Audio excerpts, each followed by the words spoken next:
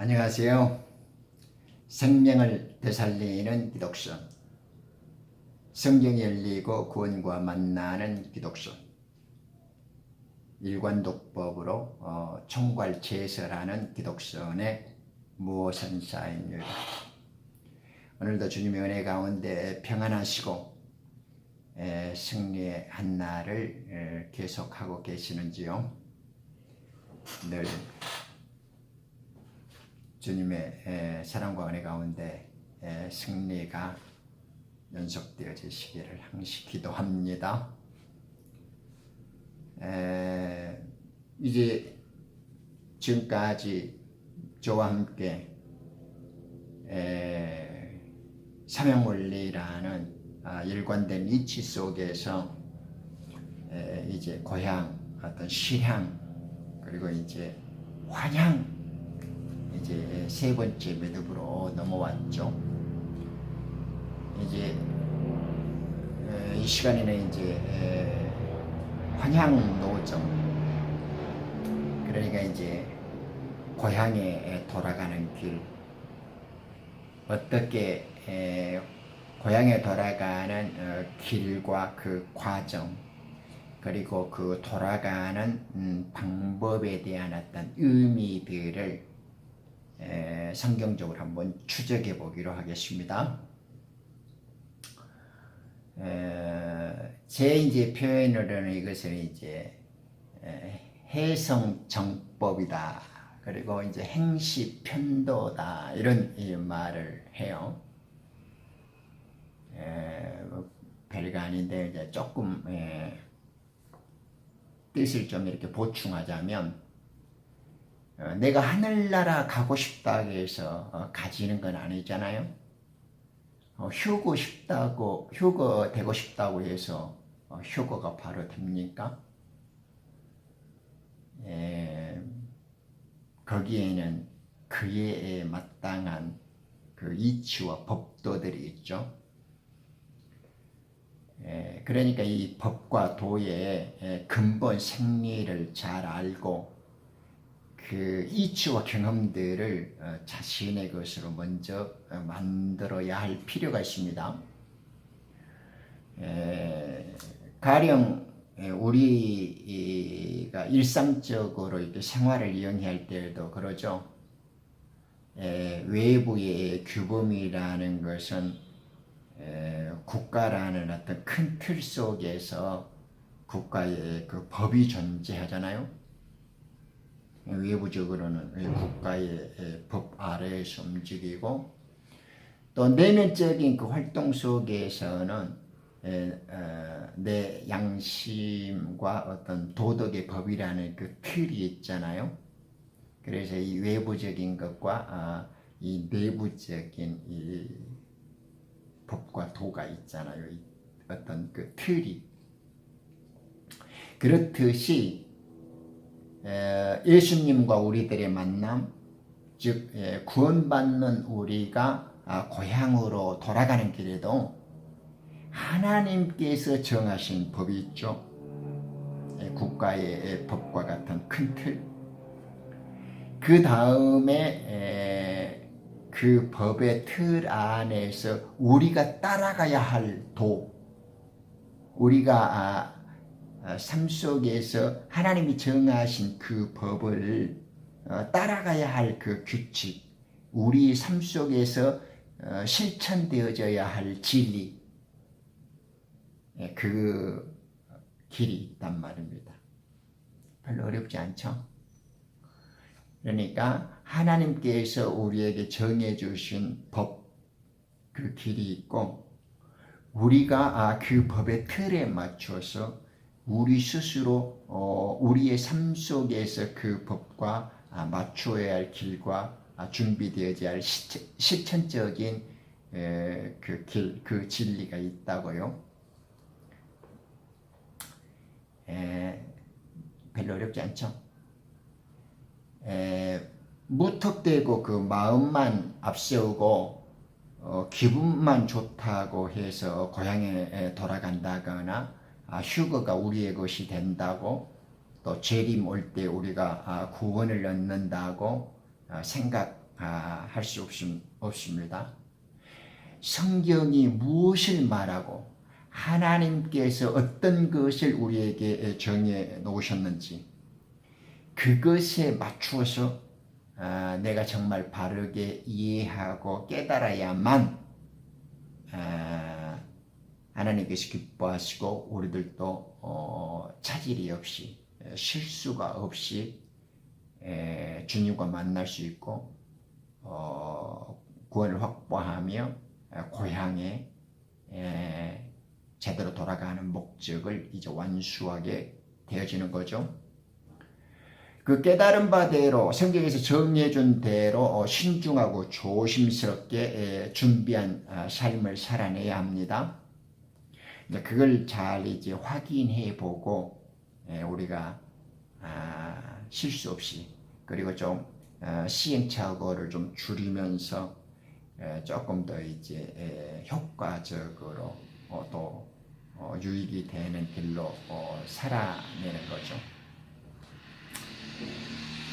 그러니까 이제 예를 들면 이렇습니다. 조금 이제 제가 이렇게 기도를 하면서 이렇게 국리를 할 때 우리 이렇게 만약에 도쿄나 뉴욕이나 이렇게 상파울에 간다 그러면 이제 공항에서 어디 행선지 목적지를 먼저 말해야 되잖아요. 뉴욕행 그러면 이제 몇 시 그러잖아요. 뉴욕행 24시 예를 들면 아메리칸 그 항공 이야기한다든가 예를 들면 이렇게 에어 캐나다나 프랑스 같은 거 이렇게 되듯이 우리가 고향에 돌아갈 때에도 목적지와 행선지를 먼저 생각해야 되고 몇 시에 시간을 맞춰 가듯이 그 시간의 의미, 시대를 분별하는 걸 알아야 되고 그리고 항공 어디 몇 편, 어느 소속으로 갈 것인가 이런 것도 이렇게 기본적인 삶 속에서 우리가 실천하고 살지 않습니까? 우리가 휴거를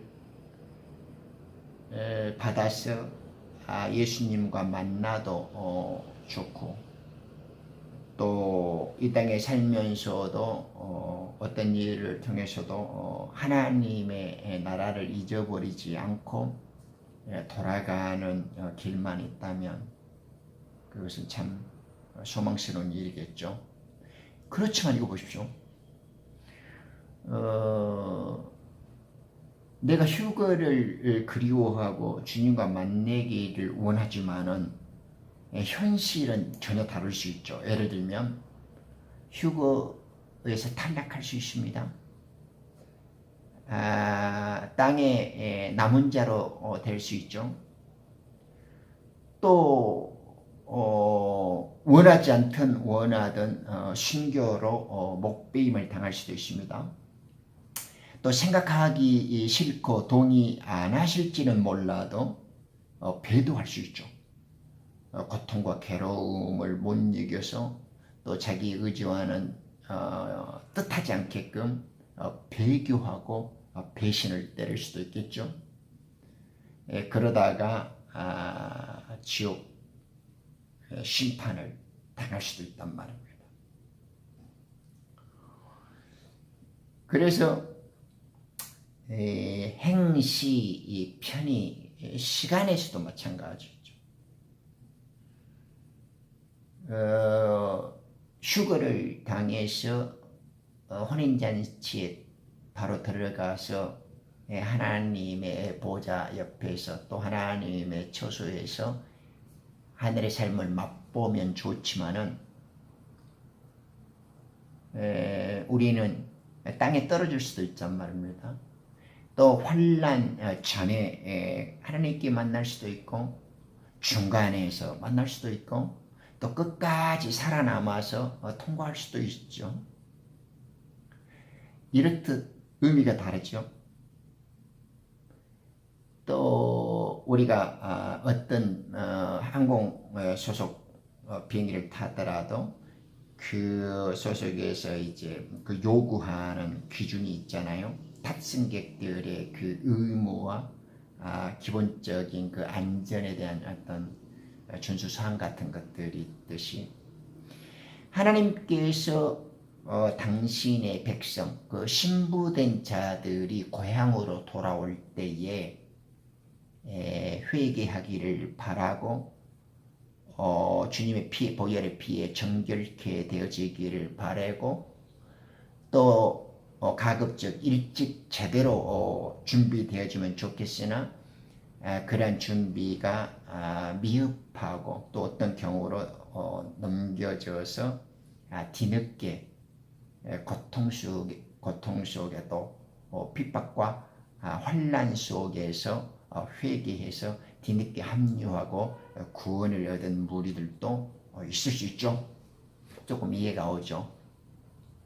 그러니까 이제 하나님의 법에 있어서 하나님의 법에 있어서는 지혜와 성심과 정결이 필요하단 말입니다. 하나님 그래서는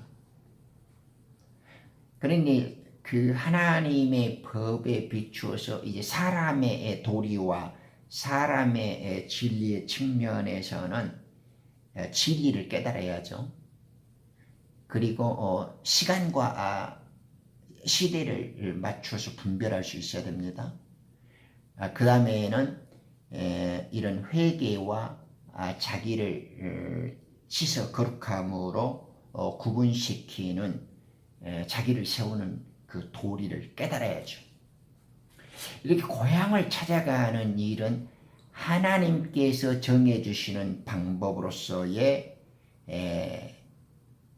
해성정, 지혜, 성심, 정결의 사항이 있습니다. 그리고 그 하나님이 정해주신 외부적인 큰 법과 틀에서 우리가 지켜내야 하고 실천해야 할 도리가 있죠. 그것은 하나님이 가르쳐 주신 그 길과 시간을 준수해서 우리가 맞는 자세와 품행으로 준행하고 그 규범대로 준수해야 할 의무가 있는 거죠. 이러한 것들이 잘 맞아져야 이제 고향으로 돌아가고 고향을 찾아 세우는 그 노정에 대한 바른 지혜 그리고 지름길을 마련하는 지혜로운 사람이라고 볼 수가 있습니다. 별로 어렵지는 않죠. 그런데 이제 제가 무엇을 말씀드리려고 하는지 나름의 그 취지와 어떤 의도는 충분히 전달되어지셨으리라고 믿어요. 그러므로 이제 하나님께서 하늘에서 우리로 오고 우리가 또 하나님을 만나러 공중에 가고 거기에서 1차적으로 만남이 좋겠지만은 못 만나 한다 하더라도 그 다음에 환난 속에서 그리고 또 그 어느 시점에서 하늘 왕국을 그리워하고 어떻게든지 하나님의 정하신 법과 그 틀에서 우리가 만날 수 있는 것들을 성경적으로 알아둬야 하고 그 일을 위해서 매진해서 전심하러 노력해야 한단 말입니다. 그것이 고향을 바르게 찾아가는 길입니다. 자, 조금 이제 본론 들어가 보죠. 기독선의 절대 핵심과 성경의 중심 메시지는 회개하랍니다. 왜냐하면 회개는 하나님의 왕국이 가까이 왔다라고 제가 기독선을 시작할 때 제일 첫 번째 메시지로 설명드렸던 걸 기억하시죠? 마태복음 4장 17절에 repent ye for the kingdom of heaven is at hand. 그렇죠? 기억나실 겁니다. 우리가 회개할 이유는 바로 하늘의 왕국이 왔기 때문에 그렇습니다. 수장자 요한의 가르침 또한 예수님의 메시지와 똑같았던 거 기억하시죠?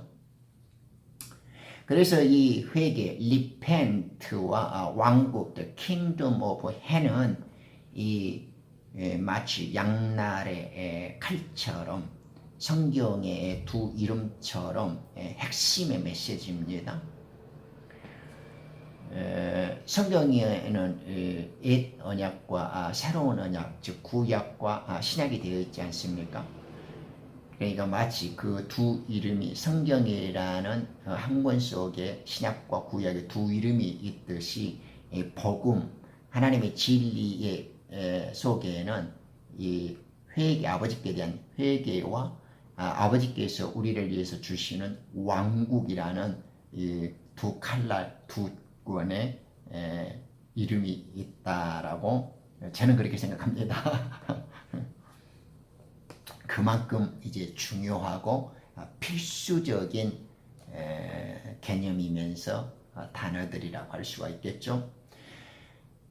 삼양원리 기독교는 일이득도 일관도법에 기초합니다. 즉 한 가지 원리로 만 가지 진리들을 꿰뚫고 풀어내는 총괄제설의 성경 공부 방법이죠.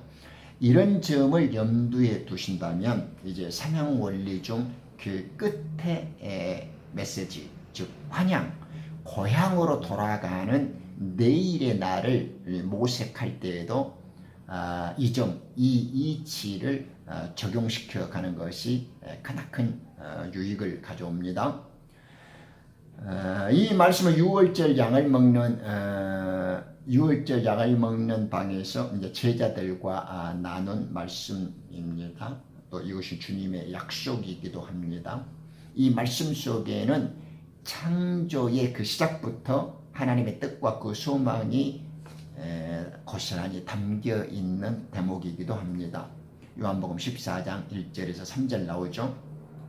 너희는 마음에 근심하지 말라. 너희가 하나님을 믿으니 또 나를 믿으라. 내 아버지 집에는 많은 저택들이 있느니라. 그렇지 아니하면 내가 너희에게 말하였으리라. 나는 너희를 위하여 처소를 마련하러 가노라. 내가 가서 너희를 위하여 처소를 마련하면 다시 와서 너희를 내게로 영접하여 내가 있는 그곳에 너희도 있게 하리라. 주님이 이제 조금 있으면 이제 떠나잖아요. 6월절 만찬에서. 그러니 이제 제자들이 얼마나 근심이 많고 걱정되겠습니까? 두렵고 불안하죠. 그러니까 이제 우리 주님께서도 이제 서운한 마음에 애가 타고 그 위로해 주시는 그 말씀들을 이제 그 장면을 떠올리면 이러한 말씀들이 더욱 실감 날 겁니다. 처소란 잃어버린 옛날 고향에서의 주의를 되찾고 새로운 인명과 거주지를 얻게 된다는 뜻입니다. 그것이 이제 처소를 마련한다라는 거죠. 여러 가지 의미를 복합적으로 내포하십니다만 처소라는 말이 또 신랑이 우리 신부들을 위해서 꾸며주는 그 저택, 성경에는 맨션이라고 나왔죠. 그 아름다운 살만한 그 거주지, 그런 대저택을 우리들에게서 주시는 그것도 또한 처소가 되기도 하겠습니다. 그러니까 이제 그 제자들이나 빌립도 걱정된 게 주님 우리가 알지 못한데 어디로 갑니까? 이를 묻잖아요. 그러니까 6절에서 주님께서는 내가 그 길이요, 그 진리요, 그 생명이니라 라고 다시 한번 또 힘있는 메시지를 주시죠. 예수님께서는 요한복음 14장에서 자기 신부, 자기 백성들을 위해 다시 오실 것을 31절 가운데서 자그마치 5번이나 거듭해서 다시 온다고 약속해 주십니다. 눈물 나는 약속이죠. 아버지를 믿으니 또 나를 믿고 근심하지 말라 두려워 말라 또 거듭 당부함이야. 예수님의 이 말씀 속에는 늠름하고 씩씩한 남자의 기상과 그 어떤 용기도 들어있지 않습니까? 에베소서 5장 30절 32절에 그리스도와 교회와의 관계가 떠오르기도 하죠.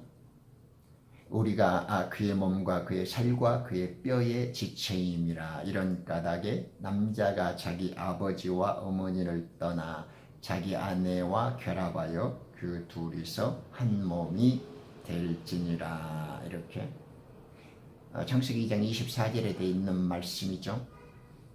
바울이 그것을 연협해서 그리스도와 이브와의 관계, 아담과 이브와의 관계를 그리스도와 교회의 관계 속에서 창세기부터 시작된 하나님의 약속, 그 작전된 우리 주님의 그 프로그램된 경륜들을 끄집어내서 적용시키고 있습니다. 이것은 위대한 신비라. 나는 그리스도와 그 교회에 관하여 말하노라라고 바울은 들려줍니다. 하늘에서 하나님 아버지께 범죄하여 이곳 그 지구라는 포로 수용소에 투옥될 때에는 아무도 반갑게 맞이해주는 사람이 없었죠. 그렇지만 우리가 이제 포로 생활을 잘 끝내고 이제 생환, 귀환되죠. 살아서 이제 돌아갈 때는 누가 영접을 해줍니까? 네, 예수 그리스도께서 친히 영접해 주실 것을 약속하고 계시죠. 그분이 우리를 영접하여 하나님의 왕국과 그 보좌로 안내할 것이라고, 자기가 곧 담당자요 길라잡이가 될 것이라고 지금 만찬장에서 선언을 하고 계신 겁니다. 우리의 주 예수 그리스도께서는 이 자상하시고 위대하신 약속을 그 제자들에게 하시면서 하늘 왕국으로 돌아가는 길에는 친히 당신께서 마중을 나와 영접하시겠노라고 지금 하고 계신 겁니다. 얼마나 귀한 일입니까? 우리가 하늘로 돌아갈 때는 아버지 보좌로 하늘 왕국으로 갈 때는 우리가 가는 것이 아니고 그 길 되시고 그 길의 안내자가 되시는, 그리고 신랑이고 우리의 구속주가 되시는 그리스도께서 공중으로 마중 영접을 하고 오시죠. 그럼 우리는 이제 중간으로 가서 만납니다. 그리고 이제 그리스도를 따라서 아버지 보좌, 우리가 꿈에도 그리던 잃어버렸던 그 고향으로 들어가는 길, 그 열린 하늘문을 통과하고 이 죽음의 바다와 마귀가 잡고 있었던 홍해 바닷길을 가르듯이 이 우주의 어둠의 창공, 죽어있는 물 아래로 갇혀있는 그 길을 따라서 하나님의 그 유리바다 위에 솟아있는 그 보좌로 이제 나아갈 길을 얻게 되어지는 거죠. 이뿐만이 아닙니다. 이 약속의 근거에서 우리는 참된 회개에 대하여 진정한 왕국을 수여하시는 만왕의 왕이신 예수님의 그 약속, 그리고 권위와 그 어떤 말씀의 성취를 또한 만나볼 수 있습니다. 이것이 마태복음 16장 27절에 나오죠. 이제 인자가 자기 아버지 영광으로 자기 천사들과 함께 오리니, 그러죠. 데살로니가전서 3장 13절에도 나오죠. 그때에 그가 각자에게 그들의 행한 대로 상 주실 것이라. 진실로 내가 너희에게 말하노니 여기 서 있는 사람들 몇은 인자가 그의 왕국으로 오는 것을 볼 때까지 죽음을 맛보지 아니하리라. 그러죠. 우리 주님의 왕국을, 우리 주님은 왕국의 주인이시고 당신 자신이 인격으로 왕국이죠. 또 왕국은 그분에 속한 것이죠. 왕국은 그분의 소유이니까요. 그러니까 그분이 진정한 왕국을 우리에게 수여해 주시는 날은 이제 재림하셔서 우리들에게 이제 주실 때 우리들은 이제 완전한 왕국을 하늘에서와 땅에서 이제 동시에 갖게 되어지는 것입니다. 인격적인 이제 몸의 지체수의 왕국은 하늘 몸을 이제 덧입었을 때 갖게 되어지지만 물리적이고 가시적인 하늘 왕국은 천년 왕국에서의 통치를 통해서 이제 획득할 수 있고 하늘나라에서 유업으로 또 선물로 주시는 영원한 하늘 왕국은 이제 우리가 새하늘 새 땅에서 또한 취하고 누릴 수 있죠. 받게 되어지는 것이죠. 그러니까 이제 우리 주님이 세상 창조yoger에서 우리를 분리시킬 때부터 우리에게 준비해 주셨지 않습니까? 비록 우리는 그 사실을 몰랐다 할지라도 하나님께서는 그 일을 우리를 위해서 창세 전부터 마련해 주셨고 이제 역사가 완공되어지고 하나님의 은혜 가운데서 작전된 이 시간이 끝나고 역사의 그 정말 프로그램이 이제 완료되어지는 무렵에서 이 주시고자 하는 왕국의 유업 우리에게 허락되어졌던 우리에게 이제 선물로 주어지게 되어지는 이 하나님의 왕국이 이제 우리에게 다가오고 있는 것이죠. 예수님의 다시 오심 즉 재림을 약속합니다. 데살로니가전서 3장 13절에 보면 우리 주 예수 그리스도께서 그의 모든 성도들과 함께 오실 때에 하나님 곧 우리 아버지 앞에서 거룩함에 흠 없도록 너희 마음을 경고케 하시기를 바라노라 이렇게 말씀하십니다. 이 구절에서 예수님은 그분의 성도들을 위해서 오신다고 말씀하지 않는다는 사실을 좀 기억해 봐야 합니다. 본문은 그의 성도들하고 오십니다. 성도들하고. 데살로니가 후서 1장 7절이나 8절에 보면 그의 능력의 천사들과 주님이 오시는 표현들이 살짝 다릅니다. 그의 성도들하고 온다. 그의 능력의 천사들하고 온다. 그의 일꾼들, 그의 군대들하고 온다. 이렇게 약간씩 표현들이 다르는데 이것은 휴거가 아니라 재림을 의미하는 것이죠. 재림에 대한 언급과 휴거에 대한 언급들을 이렇게 살짝 다른 표현들을 깊게 관찰함으로써 표시가 납니다. 따라서 몸, 혼, 우리들의 영이 온전하게 되어지는 것은 휴거 때가 아닙니다. 재림 때 완성되어지는 것입니다. 모든 그리스도인은 그리스도의 심판석을 통과하고 나서야 비로소 거룩함에 흠없게 되어지는 것이죠. 이 왕국이 예수님께서 마태복음 6장에 우리에게 가르쳐준 이처럼 기도하라는 그 의미에서의 왕국이기도 합니다.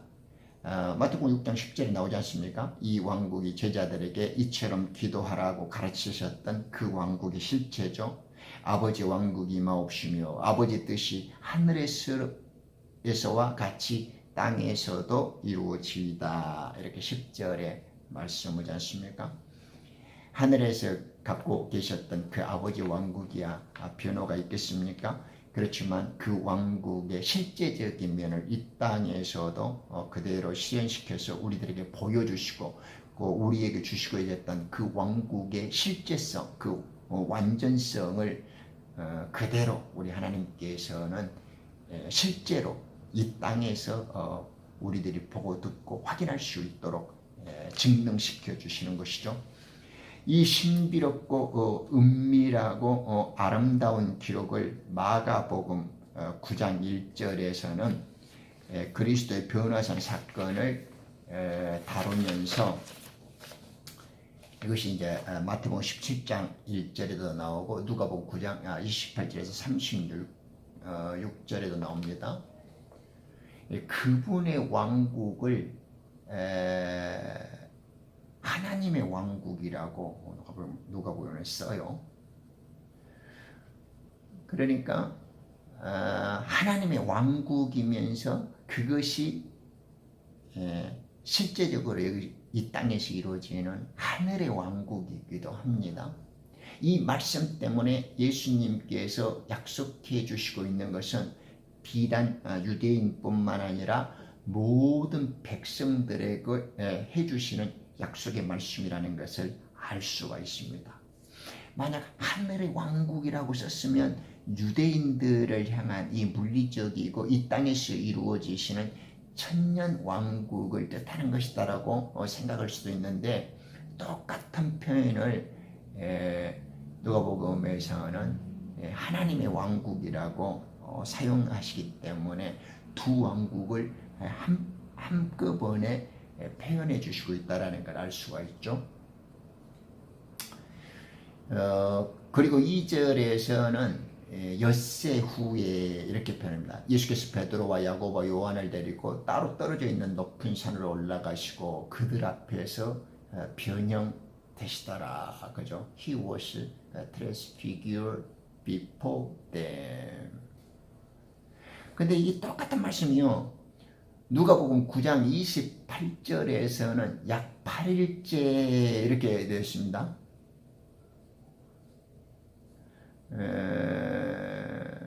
모세와 엘리야가 나오죠. 34절에서는 구름이 그들을 덮습니다. 그들이 구름 속으로 들어갑니다. 그죠?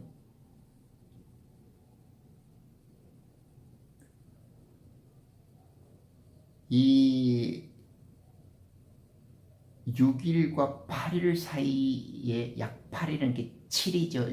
6일과 8일의 7일이라는 의미를 묘하게 지금 공간복음에서 체크를 하고 있습니다. 그런데 이 창세기 7장 9절에서 10절에 보면 수컷과 암컷 둘씩 노아에게 나와 방주로 들어갔으니 하나님께서 노아에게 명하셨던 대로라. 7일 후에 홍수가 물들이 땅에 있었더라. 이렇게 증거해 주죠. 예수님의 직접 가르침 속에서 우리는 바로 깨닫게 됩니다. 이런 확고하고도 생생한 예수님의 직접 육성을 듣고도 이런 의미를 깨닫지 못한다면 우리는 지금 바로 금식과 회개에 돌입해야 합니다. 하나님께 통절히 부르짖어야 합니다. 우리의 눈과 귀를 열어주시고 마음을 깨닫게 해주시기를. 이 공간복음서들의 주님의 일련에 행하시는 가르침들을 보면, 이 특징들을 눈여겨보면 이 동일한 패턴과 일정한 리듬, 일정한 메시지가 있습니다. 메시지가 제가 정리를 해드릴게요. 죽음을 맛보지 않으리라는 주님의 말씀입니다. 이 마태복음 17장 1절에서 8절, 누가복음 9장 28절에서 36절 이런 말씀들, 이것을 보면 죽음을 맛보지 않는다라는 말씀, 그리고 두 번째 6일째와 8일째의 그 7일을 기억해 주고 있고요. 세 번째는 육신으로 살면서도 죽음을 맛보지 않는 그 변화산의 그 사건들 모델의 모세와 엘리야가 등장하죠. 그리고 구름 속으로 사라지는 역사가 있습니다. 다섯 번째, 죽음을 이기시고 그와 함께 부활하실 그 백성들에게 주님이 시범을 보여주시죠. 데살로니가 4장 그 14절에 예수께서 죽었다가 다시 살아나신 것을 우리가 믿는다면 그와 같이 하나님께서는 예수 안에서 잠든 자들도 그와 함께 데리고 오시리라 이러죠. 우리 주님이 죽었던 자로부터 살리신 것처럼 우리도 그 하나님의 영으로 동일하게 죽은 자들도 살아날 것을 우리가 알게 되지 않습니까? 이것이 곧 예수님의 왕국이자 하나님 왕국의 실제적인 모습이죠. 예수님의 왕국은 이 물리적인 유대인의 유업으로서의 하늘의 왕국과 하나님의 왕국이 합쳐진 것입니다. 그리고 이 아버지의 왕국은 그의 천사들과 함께 올 때 이루시고 계시죠. 바로 여기에 모선사의 기독선이 증거하는 환향노정, 이 고향을 찾아가는 바른 길찾기, 이 환향노정의 two aspects, 이 두 가지 측면이 이제 명확히 드러납니다. 예수님께서 우리와 만나는 방법이 사적으로는 휴거라 그러고 공적으로는 재림이라 그러죠. 우리는 그것을 공중에 있어서 만났을 때의 들림으로써 공중 예식에 간다라고 휴거라고 사적인 만남을 표현하고, 공적인 만남을 우리 하나님께서는 지상의 재림 또는 강림, 이렇게 심판주로 땅에 직접 오시는 걸 공적인 만남이라고 말할 수 있습니다. 그러니까 이제 사적인 만남은 우리가 이제 휴거, 들림, 제 표현으로 올리움 이렇게 말할 수 있고, 공적인 만남은 거룩한 천사, 군대 혹은 성도들을 데리고 이 땅으로 출전하고 강림하시는 예수님, 이렇게 이제 말씀할 수 있죠. 데살로니가 4장 16절 너무 유명한 말씀이죠. 하나님의 나팔소리와 함께 하늘로부터 친히 내려오시리니, 죽은 자, 그리스도 안에서 죽은 자들이 먼저 일어나고 그리고 나서 살아남아 있는 우리도 공중에서 주와 만나기 위하여 그들과 함께 구름 속으로 끌려 올라가리니, 그리하여 우리가 영원히 주와 함께 있으리라. 네, 이것이 지금 우리가 휴거, 사적으로 주님과 만나는 길입니다. 그 다음에 이제 공적인 군대와 함께 지상에서 이제 만나는 방법은 왕림하시는 거죠. 왕의 기환이라고 부르는 이제 심판주, 영광의 주로서 이 땅에 이제 내려오시는 것이 주님과 공적인 만남입니다. 이것은 이제 요엘서 2장 12절에서 주의 날 아마겟돈에서 이렇게 주의 군대로 출현하는 모습이 나오죠. 또 계시록 16장 15절에서 보면 아마겟돈의 그 전쟁이 일어날 때 또 감람산으로 직접 주님께서 내려오실 때, 내가 도둑같이 어린이 깨어있어 자기 옷을 지켜서 벗은 채로 다니지 아니하고 사람들이 자기 수치를 보이지 않는 자는 복이 있도다. 그가 그들을 히브리어로 아마겟돈이라고 하는 곳으로 모으더라. 계시록 16장 15절 말씀입니다. 또한 계시록 19장 11절 말씀에도 나오죠. 하늘에 있는 군대들이 희고 정결한 시마포를 입고 흰 말들을 타고 그를 따르더라. 또 철장으로 그들을 다스리며 그는 전능하신 하나님의 맹렬한 진노의 포도주를 밟으실 것이라. 이렇게 이제 군대를 모실 하나님, 예수님의 그 군대를 통솔해 가지고 마귀 사탄과 그 대적자들을 짓밟으면서 이제 심판하는 장면이 이제 21절까지 나옵니다. 이 환양 노정에서 느끼셨겠지만은 우리가 고향을 돌아가는 길은 이제 이 사적인 만남, 휴거, 즉 공적인 만남, 주님 지상의 강림, 이 두 가지로 볼 수 있었죠. 그리고 이제 우리는 사적 만남, 휴거에서 주님과의 신부로서, 신랑으로서 어떻게 약속되어진 시간과 그 장소와 그 하나님이 정해주신 그 법, 그 절차 속에서 우리가 준비되어진 진리로 제대로 상봉할 것인가, 그리고 돌아가는 절차를 제대로 진행할 것인가에 대해서 이제 차근차근 밟아 나가겠습니다. 오늘은 환양 노정의 전체적인 개괄에 대해서 살펴보았습니다. 감사합니다.